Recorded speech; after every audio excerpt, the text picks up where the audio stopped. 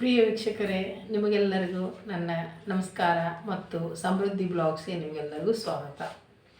ಇವತ್ತಿನ home remedy ಏನಂತ ನಾನು ತಿಳಿಸ್ಕೊಡ್ತೀನಿ. ಸ್ಕಿನ್ ಯಾರ್ದು ಡಲ್ ಆಗಿರ್ತದಲ್ಲ, ಬ್ರೈಟ್ ಇರಲ್ಲ, ಹೊಳಪಿರಲ್ಲ ಅಂಥವ್ರಿಗೆ ಒಂದು ಸುಲಭವಾದ ಮನೆಮದ್ದನ್ನು ತಿಳಿಸ್ಕೊಡ್ತೀನಿ. ಇದನ್ನು ನೀವು ದಿನಾಲೂ ಹಚ್ಕೊಳ್ಳೋದ್ರಿಂದನೂ ನಿಮ್ಮ ಸ್ಕಿನ್ನಲ್ಲಿ ಬದಲಾವಣೆ ಕಾಣ್ಬೋದು. ಆಮೇಲೆ ಯಾರು ನನ್ನ ಚಾನಲನ್ನು ಹೊಸಬರು ನೋಡ್ತಾ ಇದ್ದರೆ ದಯವಿಟ್ಟು ಸಬ್ಸ್ಕ್ರೈಬ್ ಮಾಡ್ಕೊಳ್ಳಿ ಮತ್ತು ಪಕ್ಕದಲ್ಲಿರೋ ಬೆಲ್ ಐಕಾನನ್ನು ಮರೆಯದೆ ಪ್ರೆಸ್ ಮಾಡಿ. ಈಗ ಯಾವ ಥರ ಮಾಡೋದು, ಹೇಗೆ, ಆಮೇಲೆ ಅದನ್ನು ಯಾವ ಥರ ಅಂತ ನಾನು ಹೇಳ್ತೀನಿ. ಆಮೇಲೆ ಇದನ್ನು ನೀವು ದಿನಾಲೂ ಮಾಡೋದ್ರಿಂದ ನೀವು ಸ್ಕಿನ್ನಲ್ಲಿ ಬದಲಾವಣೆ ಕಾಣ್ತೀರ. ಅದಕ್ಕಾಗಿ ನಾನು ನಿಮಗೆ ದಯವಿಟ್ಟು ಹೇಳ್ತೀನಿ, ಇದೇ ಥರ ಉಪಯುಕ್ತ ಮಾಹಿತಿಗಳನ್ನು ನಾನು ಮತ್ತು ಪ್ರತಿದಿನ ನಿಮ್ಮ ವಿಡಿಯೋಗಳಲ್ಲಿ ನಾನು ತಿಳಿಸ್ತಾ ಬರ್ತೀನಿ. ನೀವು ಅದನ್ನು ಉಪಯೋಗಿಸಿ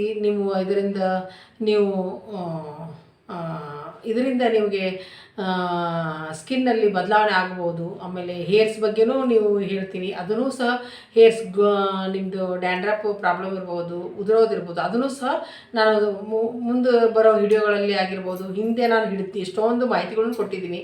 ಅದರಲ್ಲಿ ಸಹ ನೀವು ನನ್ನ ಡಿಸ್ಕ್ರಿಪ್ಷನಲ್ಲಿ ನೋಡಿ ನಿಮಗೆ ಮಾಹಿತಿಗಳು ಸಿಗ್ತವೆ.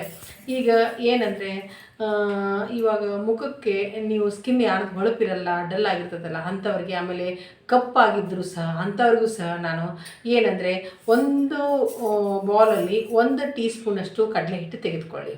ಅದಕ್ಕೆ 1/4 ಚಮಚದಷ್ಟು ಕಸ್ತೂರಿ ಅರಿಶಿನ ಹಾಕಿ, ಆಮೇಲೆ 1-2 ಟೀ ಸ್ಪೂನು ಮೊಸರು ಕರ್ಡ್ ಅದನ್ನು ಹಾಕಿಬಿಟ್ಟು ನೀಟಾಗಿ ಕಲಿಸ್ಕೊಂಡು ಆದಮೇಲೆ ಮುಖವನ್ನು ಫಸ್ಟು ವಾಶ್ ಮಾಡ್ಕೊಂಡು ಆದಮೇಲೆ ಈ ಕಲಿಸಿರ್ತಿರಲ್ಲ ಪೇಸ್ಟನ್ನು ನೀಟಾಗಿ ಎಲ್ಲ ಕಡೆ ಆ ಮುಖಕ್ಕೆ ಅಪ್ಲೈ ಮಾಡಿಕೊಂಡು ಒಂದು 10 ನಿಮಿಷ ಬಿಡಿ. ಅದು ಫುಲ್ ಡ್ರೈ ಆಗೋವರೆಗೂ ಬಿಡಬೇಡಿ. ಒಂದು ಸ್ವಲ್ಪ ಟೈಟ್ನೆಸ್ ಬರುತ್ತೆ, ನಿಮ್ಗೆ ಗೊತ್ತಾಗುತ್ತೆ ಸ್ವಲ್ಪ. ಆ ಥರ ಆದಮೇಲೆ ನಿಮ್ಮ ಕೈಯಿಂದ ನೀವು ಈ ಥರ ಉಜ್ತಾ ಬನ್ನಿ ನೀಟಾಗಿ ಎಲ್ಲ ಕಡೆ. ನೀಟಾಗಿ ಸ್ಕ್ರಬ್ ಮಾಡಿ ಆಮೇಲೆ ತಣ್ಣೀರಿಂದ ನಿಮ್ಮ ಮುಖ ತೊಳ್ಕೊಂಡು ನೋಡಿ.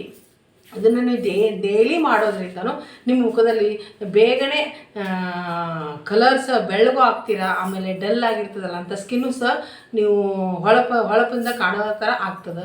ಆಮೇಲೆ ಇದೇ ಥರ ಮತ್ತೆ ಮುಂದಿನ ವಿಡಿಯೋಗಳಲ್ಲಿ ನಾನು ಉಪಯುಕ್ತ ಮಾಹಿತಿಯನ್ನು ಕೊಡ್ತಾ ಬರ್ತೀನಿ. ಆಮೇಲೆ ಈ ವಿಡಿಯೋದೊಂದಿಗೆ ನಾನು ಮುಗಿಸ್ತೀನಿ. ನಿಮಗೆಲ್ಲರಿಗೂ ನನ್ನ ವಿಡಿಯೋವನ್ನು ನೋಡಿದ್ದಕ್ಕೆ ತುಂಬ ಧನ್ಯವಾದಗಳು.